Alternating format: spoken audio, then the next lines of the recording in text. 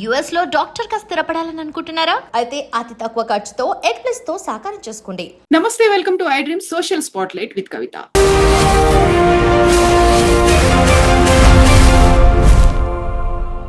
ధర్మస్థలాకి సంబంధించి రోజుకొక ట్విస్ట్ అయితే వెలుగులోకి వస్తోంది. యాక్చువల్ గా అది కాన్స్పిరసీ థియరీ అనేటువంటి మాట ఎందుకు వినిపిస్తోంది? గుట్టల కొద్దీ శవాలు ఉన్నాయి, వందల సంఖ్యలో మహిళలు యువతులని అక్కడ ఖననం చేశారు అని చెప్పినప్పటికీ ఒక సంచలనాలు మిస్టరీ అయితే ధర్మస్థల చుట్టూ ఎందుకు కేంద్రీకృతమైంది? మనతో పాటుగా ఉన్నారు సిబిఐ మాజీ జేడీ లక్ష్మీనారాయణ గారు. సార్ నమస్తే. సార్ నమస్తే కవిత గారు. సార్, యాక్చువల్ గా ధర్మస్థలాకి సంబంధించి ఏమవుతోంది సార్? ఒక వ్యక్తి, అక్కడ పనిచేసిన వ్యక్తి, అక్కడ పారిశుద్ధ్య కార్మికుడిగా పనిచేసిన వ్యక్తి ఈ విధంగా జరిగిందని చెప్పేసి ఒక ఎఫ్ఐఆర్ రిజిస్టర్ చేయడం జరిగింది అక్కడ. సార్ అంటే 1998 నుంచి 2014 2005 వరకు అనుకుంటాను.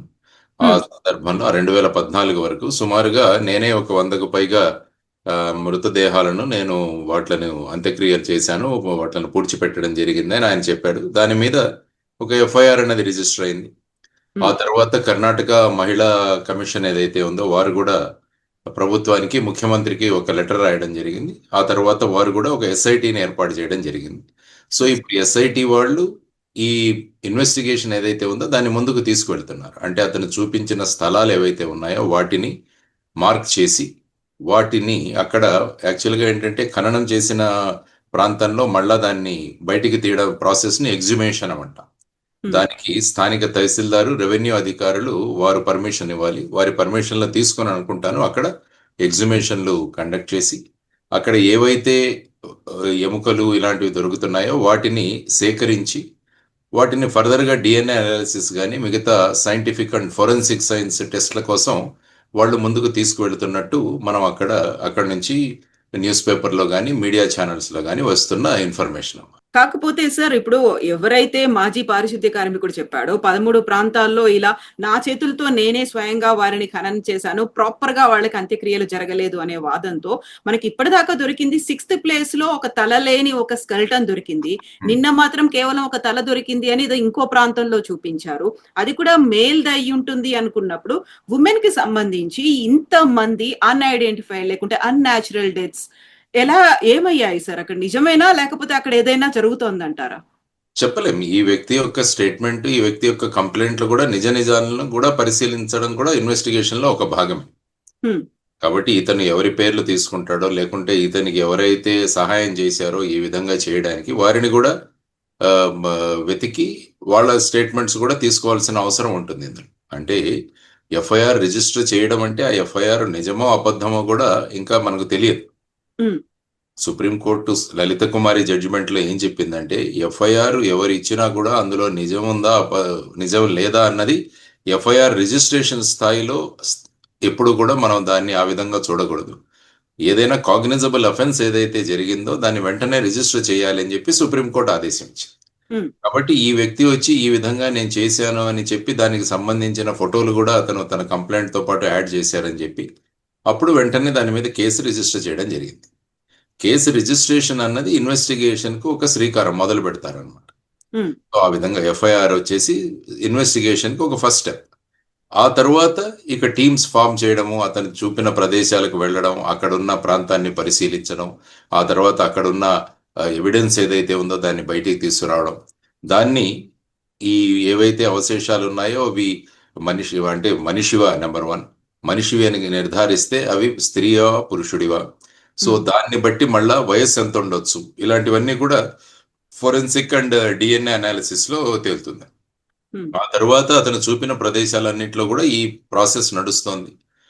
కేవలం మనకు వాళ్ళు అఫీషియల్ గా ఎక్కడ కూడా ప్రెస్ నోట్ కానీ ఏది రిలీజ్ చేయలేదు, కానీ ఇక్కడ ఈ మీడియాలోనూ తర్వాత యూట్యూబ్ ఛానల్స్ లోనూ వస్తున్న దాంట్లో 6వ నెంబర్ స్పాట్ లో కొన్ని అవశేషాలు దొరికాయి. అందులో అవి మనిషివని ఇది ఎస్ఐటి ఇంతవరకు ఏమీ మాట్లాడలేదు. యాక్చువల్గా న్యూస్ ఛానల్స్ మాట్లాడుతున్నాయి. సో అందుకని ఎస్ఐటి వాళ్ళ ఇన్వెస్టిగేషన్ వరకు మనం వెయిట్ చేయాలి. ఆ తర్వాత వచ్చేసి వాళ్ళు ఏ విధంగా ముందుకు తీసుకెళ్తారన్నారు అన్నది కూడా చూడాల్సిన అంశం. అసలు ఈ ఎఫ్ఐఆర్ లో తథ్యాలు ఉన్నాయా, దాని తర్వాత వీడి వెనకాల ఏదైనా మళ్ళా ఏదైనా కాన్స్పిరసీ యాంగిల్ ఉందా, లేకుంటే అక్కడ ఉన్న ధర్మస్థలాలో ఉన్న బోర్డు మెంబర్స్ ని ఈ విధంగా వాళ్ళను డిఫేమ్ చేయడానికి ఏదైనా జరుగుతుందా, ఇవన్నీ కూడా ఇన్వెస్టిగేషన్ లో భాగాలు. ఇన్వెస్టిగేషన్ లో it is part of the investigation. So వాటన్నింటినీ కూడా ఈ స్పెషల్ ఇన్వెస్టిగేషన్ టీం అన్నది వాళ్ళు బయటికి తీసుకొస్తారు. టైం పడుతుంది దానికి. ఇమీడియట్ గా మనకు మినిట్ టు మినిట్ మనకి రిజల్ట్స్ అన్నవి తెలియవు, కానీ ఫైనల్ గా ఇందులో ఏం జరిగింది అన్నది మటుకు తెలియాలి. ఆ కంప్లైంట్ కరెక్టా లేదా, కంప్లైంట్ కరెక్ట్ అయితే ఎంతవరకు అందులో తథ్యాలు ఉన్నాయి అన్నది కూడా వెరిఫై చేస్తారు వాళ్ళు. సార్, అయితే సెకండ్ విక్టిమ్ కూడా వచ్చారు. జయంత్ అనే పర్సన్ తను ఆర్టీఐ కింద అప్లై చేస్తే 2000 నుంచి 2015 మధ్య కాలంలో అన్ఐడెంటిఫైడ్ డెత్ రికార్డ్స్ అనేది ఉన్నాయి. దాన్ని తగలబెట్టారు, కావాలని ఒక పోలీస్ ఆఫీసర్ తగలబెట్టాడు. అంటే ఆ కాలంలో జరిగినటువంటి మిస్సింగ్ కేసులు కావచ్చు, మర్డర్స్ కావచ్చు, లేకపోతే డెత్స్ అనేవి ఏవైతే ఉన్నాయో వాటన్నిటికీ సంబంధించి లెక్క అనేది లేకుండా పోతుంది కదా సార్, రిజిస్టరే లేనప్పుడు. ఎలా ఉంటుందంటే మొదటిది మిస్సింగ్, రెండోది వచ్చేసి అన్ఐడెంటిఫైడ్ డెడ్ బాడీస్. ఈ రెండు కేటగిరీ మనం చూడాలి. సో ఫర్ ఎగ్జాంపుల్ మిస్సింగ్ కేసులు అన్ని ఆ కాలంలో రిజిస్టర్ అయిన మిస్సింగ్ కేసుల్లో ఎంతమంది మళ్ళా రిటర్న్ వచ్చేసారు ఇంటికి అన్నదాన్ని తీసి, ఇంకా ట్రేస్ కాని కేసెస్ ఎన్ని అని చెప్పేసి వాటన్నిటిని కూడా లిస్ట్ తీయాలి. ఆ తర్వాత అదే టైంలో అన్ఐడెంటిఫైడ్ డెడ్ బాడీస్ కూడా ఉంటాయి. ఫర్ ఎగ్జాంపుల్ ఎక్కడో ఉన్న ప్రాంతం నుంచి వచ్చిన వ్యక్తి యొక్క డెడ్ బాడీ ఒక చోట దొరికితే ఆ వ్యక్తికి మళ్ళా లింక్ చేయడం అన్నది చాలా కష్టమైన పరిస్థితి. సో అలాంటి అన్ఐడెంటిఫైడ్ డెడ్ బాడీస్ కూడా ఏమైనా ఉన్నాయా అన్నది. ఎందుకంటే అన్ఐడెంటిఫైడ్ డెడ్ బాడీస్ దొరికినా కూడా వాళ్ళని చాలా రోజులు అక్కడ ఉంచరు. ఎందుకంటే దాంట్లో పోస్ట్ మార్టము ఇవన్నీ చేసేసిన తర్వాత బాడీ ఐడెంటిఫై చేసుకుంటే కొన్ని రోజులు మార్చురీలో పెడతారు, కానీ దాన్ని ఇండెఫినెట్ గా పెట్టలే. ఆ తర్వాత వాటికి రెగ్యులర్ గా ఈ అంత్యక్రియలు అవి చేస్తుంటారు అనమాట, అన్ఐడెంటిఫైడ్ డెడ్ బాడీస్ కూడా. సో ఆ విధమైన కేసులు ఏవి ఉన్నాయి అవి కూడా బయటికి తీయాలి. ఆ కాలంలో జరిగిన అన్ఐడెంటిఫైడ్ డెడ్ బాడీస్, తర్వాత ఆ పీరియడ్ లో జరిగిన మిస్సింగ్ కేసెస్, వాటిలో ఇంకా అన్ట్రేసబుల్ అంటే అన్ట్రేస్డ్ మిస్సింగ్ కేసెస్ ఏవైతే ఉన్నాయో వాటన్నింటినీ కూడా పరిశీలించాల్సి ఉంటుంది. ఆ ఫ్యామిలీస్ యొక్క డిఎన్ఏ శాంపుల్స్ కూడా తీసుకోవాల్సి ఉంటుంది.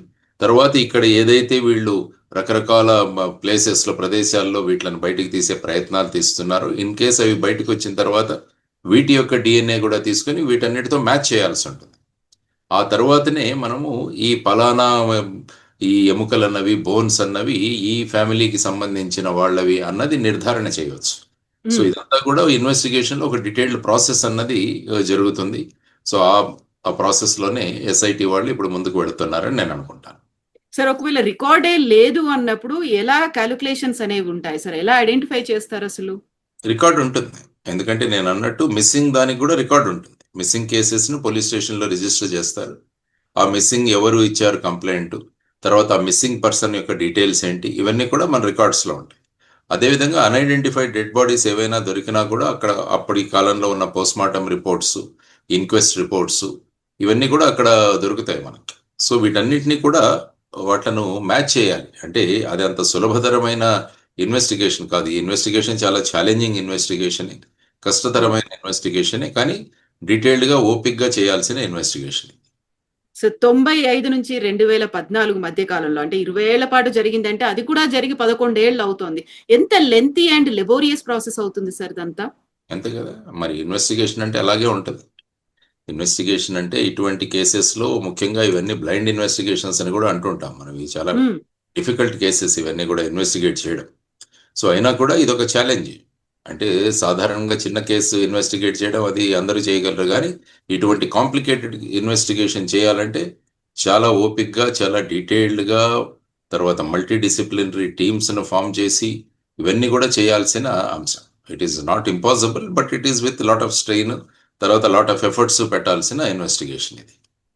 సార్, అక్కడున్నటువంటి విలేజెస్ లోకలైట్స్ అయితే ధర్మస్థల, ఉజిరే ప్రాంతాల్లో 1979 నుంచి ఇలాంటివి జరుగుతూ వస్తున్నాయి అన్నప్పుడు అందులో కొంతమందికి ఏమో తాంత్రిక శక్తుల కోసం ఇలాంటి పూజలు చేశారు అనేది, కొంతమంది ఏమో సూసైడ్స్ కోసం అక్కడికి వస్తారు, మోక్షం లభిస్తుంది అనేది, ఇప్పుడేమో అత్యాచార బాధితులు.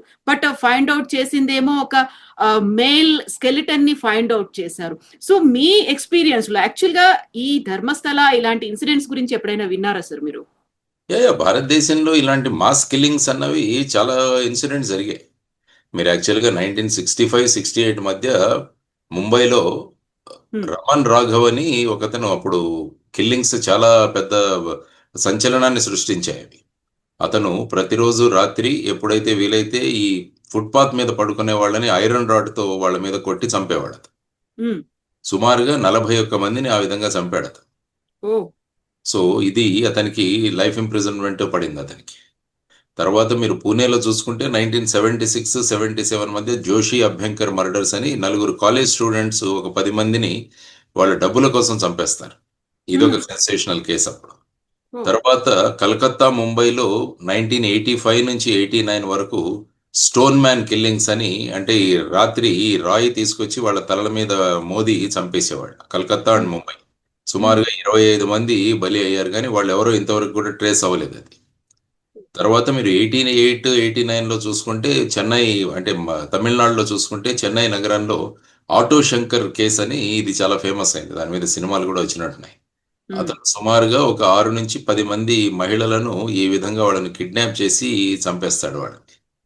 సో అతన్ని యాక్చువల్గా 1995లో ఉరి తీస్తారు అతను. ఈ కేసు జరిగింది. ఇలా చూసుకుంటూ పోతుంటే చాలా ఇన్సిడెంట్ జరిగాయి మనకి. తర్వాత సైనైడ్ మోహన్ అని, ఇదొక పెద్ద కేసు. బెతల్గాడి అని ఈ ధర్మస్థల దగ్గరని. అతను సుమారుగా ఒక 20 మంది ఆడవాళ్ళని పెళ్లి చేసుకుంటానని చెప్పి వాళ్ళని పెళ్లి చేసుకొని ఫేక్ డాక్యుమెంట్ సృష్టించి ఆ తర్వాత వాళ్ళని ఈ ఫ్యామిలీ ప్లానింగ్ పిల్స్ అని చెప్పేసి సైనైడ్ మాత్రలు ఇచ్చేసి వాళ్ళని చంపేశాడు. ఓ సో అది సైనైడ్ మోహన్ కేసు అంటారు దాన్ని. సో అతనికి కూడా మల్టిపుల్ డెత్ సెంటెన్సెస్ అతని పడ్డాయి. తర్వాత నిఠారీ కిల్లింగ్స్ అని 2005-6లో నోయిడాలో జరిగాయి ఇవి. నోయిడాలో సుమారుగా 18 మంది 20 మంది మహిళలను పిల్లల్ని చంపేసి నిఠారీ కిల్లింగ్స్ అని, అది కూడా ఒక ఫేమస్. సో ఈ విధంగా మీరు చూసుకుంటూ పోతుంటే ఇలాంటి ఇన్సిడెంట్స్ జరుగుతూనే ఉన్నాయి అనేక ప్రాంతాల్లో. సో ఇది కూడా ఒక ఆ విధమైన సంచలనాన్ని సృష్టించిన కేసు. నేను చెప్పిన ఆ పైన కేసులన్నీ కూడా ఆ సమయంలో చాలా సంచలనమైన కేసులు అయ్యాయి ఇవన్నీ కూడా. సో ఇలాంటి ఇది. తర్వాత సతీష్ అని కాన్పూర్ స్కూల్ కిల్లింగ్స్ అని కూడా 2001లో ఒకటి జరిగింది కేసు. అందులో కూడా సుమారుగా సతీష్ అన్న వ్యక్తి 14 మంది చిన్న వాళ్ళని మర్డర్ చేస్తాడన్నమాట. సో ఇది కూడా అతను కూడా డెత్ సెంటెన్స్ ఇచ్చారు అతనికి. సో ఇలాంటి కేసుల కోవలో ఈ కేసు కూడా ఇప్పుడు సంచలనం సృష్టిస్తోంది. దానిలో సత్యాసత్యాలు బయటికి తీసుకురావాల్సిన పనిలో ఎస్ఐటి ఉందన్నమాట. సార్, అక్కడేమో ఇండివిజువల్స్ చేశారు, లేకుంటే ఒక కొంతమంది గ్రూప్ ఆఫ్ పీపుల్ 10ల సంఖ్యలో జరిగాయి డిఫరెంట్ ప్లేసుల్లో. బట్ ఇదంతా కూడా ఒక ధర్మస్థలం, తీర్థక్షేత్రం చుట్టూ జరుగుతున్నటువంటి వ్యవహారం దశాబ్దాల తరబడి అవుతోంది. రాజకీయం పలుకుబడి అక్కడ ఉన్నటువంటి అధికారులు, పోలీసులు అందరూ కలిసి అనగదొక్కుతున్నారు, బయటికి రాకుండా చేశారు అనేది కదా విజిబ్లోవర్స్ చెప్తోంది. యాక్చువల్ గా ఇంత పెద్ద పవర్ లాబీయింగ్ అనేది అవుతున్నప్పుడు, ఇంత ప్రెషర్ అనేది అక్కడ ఉన్నప్పుడు, ఎట్ ద సేమ్ టైం మళ్ళీ కాన్స్పిరసీ థియరీ అనేది వస్తోంది కదా సార్. ఇప్పుడు దీన్ని ఐడెంటిఫై చేయడం అనేది అంత ఈజీ కాదు అనుకున్నప్పుడు ఎంత టైం పడుతుంది అనుకుంటున్నారు సార్ మీరు? ఇది సాధారణంగా ఒక 3 నెలల్లో దీన్ని చేయొచ్చు. ఇందులో మెయిన్గా ఏంటంటే బేసిక్గా ఆ స్పాట్స్ నుంచి మనం తవ్వి అక్కడ ఉన్న బోన్స్ని కానీ ఇంకా ఏమైనా అవశేషాలను కానీ బయటికి తీసుకురావడం, ఇది నెంబర్ 1 స్టెప్. తర్వాత వాటి డిఎన్ఏ అనాలిసిస్ చేయడము, తర్వాత age of bones ossification test చేసి దాన్ని తీసుకురావడం, తర్వాత డిఎన్ఏ, తర్వాత వచ్చేసి అట్ ది సేమ్ టైం ఇంతవరకు అన్ట్రేస్డ్ మిస్సింగ్ కేసెస్ అన్నిటిని చూసి వాళ్ళ డిఎన్ఏ తీసుకొని వాళ్ళ డిఎన్ఏ శాంప్లింగ్స్ తయారు చేయడం, తర్వాత వీటికి వచ్చిన డిఎన్ఏతో వీటిని మ్యాచ్ చేయడము, మ్యాచ్ చేసి మళ్ళీ వాటిని లింక్ చేయడం. ఎందుకంటే రేపు ఫైనల్గా ఈ కేసులన్నీ కూడా కోర్టులోకి తీసుకెళ్ళాలి. కోర్టుకు తీసుకువెళ్ళినప్పుడు మన ఎవిడెన్స్ ఎలా ఉండాలంటే ఖచ్చితంగా ఇది జరిగింది అన్నది ప్రూవ్ చేయగలగాలి. అదే మన దేశంలో ఉన్న criminal justice system. Proving a case beyond reasonable doubt అంటారు. ఇది అయి ఉండవచ్చు అన్నదానికి కుదరదు మన కోర్టుల్లో. మన కోర్టుల్లో ఇది అయ్యింది అని ప్రూవ్ చేయాలి. అప్పుడే వాళ్ళకి శిక్ష పడే అవకాశం ఉంటుంది. అసలు ఎవరు ఉన్నారు దీంట్లో, వీటి వెనకాల ఎవరి యొక్క ప్రోద్బలంతో ఇది జరిగింది, ఎవరు ఈ విధంగా చేశారన్నది కూడా, అది కూడా ఒకటి. తర్వాత మెయిన్గా ఏంటంటే ఈ వ్యక్తి నిజం చెబుతున్నాడా లేదా అన్నది కూడా ఇంకొక మార్గం, అది కూడా ఇంకొక యాంగిల్ అది కూడా ఉంటుంది. ఈ వ్యక్తి నిజం చెబుతున్నాడా లేదా అన్నది కూడా ఆ దృష్టి నుంచి ఎవరినైనా ఈ విధంగా ఫిక్స్ చేయడానికి చేస్తున్నారా అన్నది కూడా ఒక వైపు వాదనలు వినిపిస్తుంది. సో ఇన్వెస్టిగేషన్లో రేపు ఇవన్నీ కూడా కోర్టులోకి వస్తాయి. కాబట్టి ఎవరైతే వ్యక్తులు ఉన్నారో వారు ఈ విధమైన వాదనలు కూడా తీసుకొస్తారు. కాబట్టి ప్రాసిక్యూషన్ అన్నది, ఇన్వెస్టిగేషన్ అన్నది వీటన్నిటికీ కూడా ఒక సమాధానం ఇవ్వాలి. అప్పుడే ఆ కేసు రేపు కోర్టులో వెళ్ళి నిలుస్తుంది అన్నమాట. సో ఆ విధంగా నేను అనుకోవడం ఒక 3 నెలల నుంచి 6 నెలల లోపల దీన్ని, ఎందుకంటే వాళ్ళు ఆల్రెడీ ఒక 35-40 మందితో స్పెషల్ ఇన్వెస్టిగేషన్ టీం ఏర్పాటు చేశారని నేను పేపర్లో చదివాను. చిన్న చిన్న టీమ్స్గా వాళ్ళను డివైడ్ చేశారు. తర్వాత ఫోరెన్సిక్ ఎక్స్పర్ట్స్ కూడా వాళ్ళకి మద్దతుగా ఉన్నారు. సో ఇవన్నీ కూడా చేసుకుంటూ పోతే వీటిని, ఎందుకంటే మొదలు పెట్టగానే కొన్ని దొరికినా కూడా అట్లీస్ట్ వాటిలతో చార్జ్ షీట్స్ ఫైల్ చేయడం కూడా మొదలు పెట్టచ్చు వాళ్ళు. సో స్టార్టింగ్ లో ఇప్పుడు జరుగుతున్న ప్రయత్నాలు మనం చూడాలి. Sir, way back in 20 years, 25 years, 30 years అలాంటివి ఏమైనా ఐడెంటిఫై చేసినప్పుడు డిఎన్ఏ టెస్ట్ చేయడం అనేది అంత ఈజీ అయినా సార్? దాంతో ఐడెంటిఫై చేయొచ్చు అంటారా? అంటే అది కూడా ఒక మెథడ్స్ ఉంటాయి. డిఎన్ఏ అన్నది, ఎందుకంటే మనకి ఏదైనా బాడీలో ఒక పార్ట్ దొరికితే దాని నుంచి డిఎన్ఏ తీయడానికి అవకాశం ఉంది మనకి. సో అది మీరు అన్నట్టు కూడా ఇది కూడా ఒక ఛాలెంజ్. డిఎన్ఏ శాంప్లింగ్ చేయడం కూడా ఇట్స్ ఎ బిగ్ ఛాలెంజ్. ఎందుకంటే అప్పుడు ఇమీడియట్ గా ఉన్న డెడ్ బాడీ నుంచి డిఎన్ఏ కలెక్ట్ చేయడం చాలా సులభం. మ్మ్. కానీ ఇన్ని సంవత్సరాల తర్వాత ఆ తర్వాత ఇవన్నీ కూడా బోన్స్ గా కన్వర్ట్ అయినప్పుడు బోన్ నుంచి కూడా డిఎన్ఏ తీసేయడం అనేది ఒక మెథడాలజీ అయితే ఉంది. కానీ ఇట్స్ నాట్ కష్టతరమైనదే, కానీ ఇట్ ఈస్ నాట్ ఇంపాసిబుల్. దాన్ని తీస్తారు. సార్, ఇప్పుడు నేత్రావతి నది కావచ్చు, లేకుంటే అక్కడ వెస్టర్న్ ఘాట్స్ అనేవి దట్టంగా ఉన్నాయి. అట్ ద సేమ్ టైం వానలు వరదలు వచ్చినప్పుడు అక్కడ కొట్టుకుపోయే ఛాన్సెస్ కూడా ఎక్కువ ఉంటాయి కదా సార్. ఏవైతే 13 స్పాట్స్ ఐడెంటిఫై చేశారో అనుకున్నప్పుడు 20-25 ఏళ్ల తర్వాత అక్కడ ఉన్నటువంటి ఎకాలజీ అంతా మారిపోయి ఉంటుంది కదా సార్. ఉంటుంది. ఇవన్నీ కూడా రేపు ఇన్వెస్టిగేషన్ లో, తర్వాత రేపు ట్రయల్లో వచ్చే అంశాలే ఇవన్నీ. సో డెఫినెట్ గా రేపు ఎవరైనా నిజంగా ఇవి చేసి ఉంటే వాళ్ళందరూ కూడా ఇవన్నీ కూడా సందర్భాలు బయటికి తీసుకొస్తారు. వాళ్ళ డిఫెన్స్ ని, వాళ్ళని సమర్థించుకోవడానికి. అసలు జరగలేదు, ఇవన్నీ కూడా ఎక్కడి నుంచో కొట్టుకొచ్చాయి, ఇలా రకరకాల వాదనలు అక్కడ తీసుకొచ్చే అవకాశం ఉంటుంది. కాబట్టి రేపు వచ్చే వాదనలన్నీ కూడా పరిశీలించి వాటిని ఎలాగ కౌంటర్ చేయాలన్నది కూడా ఇన్వెస్టిగేషన్ ఆర్ ఇన్వెస్టిగేటర్స్ ముందున్న ఒక ఛాలెంజ్. సో వాళ్ళు ఈ అంశాలు కూడా పరిశీలించాల్సిన అవసరం ఉంటుంది. మీరు వెళ్ళొచ్చారా సార్ ధర్మస్థల గురించి? మీకు ఇంత ముందు లేదు, తెలుసా? నేను ధర్మస్థలకైతే వెళ్ళాను. నేను, అది ఒక పెద్ద తీర్థక్షేత్రం. అది మంజునాథుడి ఆలయం ఉంది అక్కడ. అది ధర్మస్థల ట్రస్ట్ కూడా చాలా పెద్ద ట్రస్ట్. అక్కడ ఆల్మోస్ట్ మేము వెళ్ళినప్పుడు కూడా వేల సంఖ్యలో అక్కడ భక్తులు చూసాం మేము. అక్కడ అన్నదానాలు కూడా అదే స్థాయిలో అన్నదానాలు ఉంటాయి. వాళ్ళు కూడా ప్రసాదం కూడా అరేంజ్ చేస్తారు అక్కడ. వాళ్ళు కూర్చొని అక్కడ కూడా ప్రసాదం కూడా స్వీకరించడం జరిగింది. ఆ ప్రదేశం చాలా ధార్మిక స్థలము, విశిష్టమైన. కర్ణాటకనే కాదు, అనేక రాష్ట్రాల నుంచి కూడా ప్రజలు అక్కడికి వెళతారు. ధర్మస్థల అన్నది is one of the very important pilgrimage centres మన ఇండియాలో. సో అటువంటి ప్రాంతంలో ఇది జరిగింది అనడం తలుచుకుంటే చాలా ఆందోళనకరమైన విషయం ఇది. సో ఇందులో నేను బేసిక్గా అదే చెప్పాను. ఎఫ్ఐఆర్లో ఉన్న తథ్యాలు పరిశీలించాల్సిన అవసరం కూడా ఉంది. అక్కడ ఏదైనా మళ్ళా మేనేజ్మెంట్ లో గొడవలు ఏవైతే ఉన్నాయా ఇవి కూడా బయటికి తీసుకురావాల్సిన అవసరం. అంటే ఒక గ్రూప్ ని ఇంకొక గ్రూప్ డిఫేమ్ చేయడం, లేకుంటే వీళ్ళకి ఏదైనా పొలిటికల్ అఫిలియేషన్స్ ఉంటే అపోజిషన్ పార్టీస్ ఏమన్నా ఈ విధంగా డిఫేమ్ చేయడానికి ఏమన్నా ప్రయత్నాలు.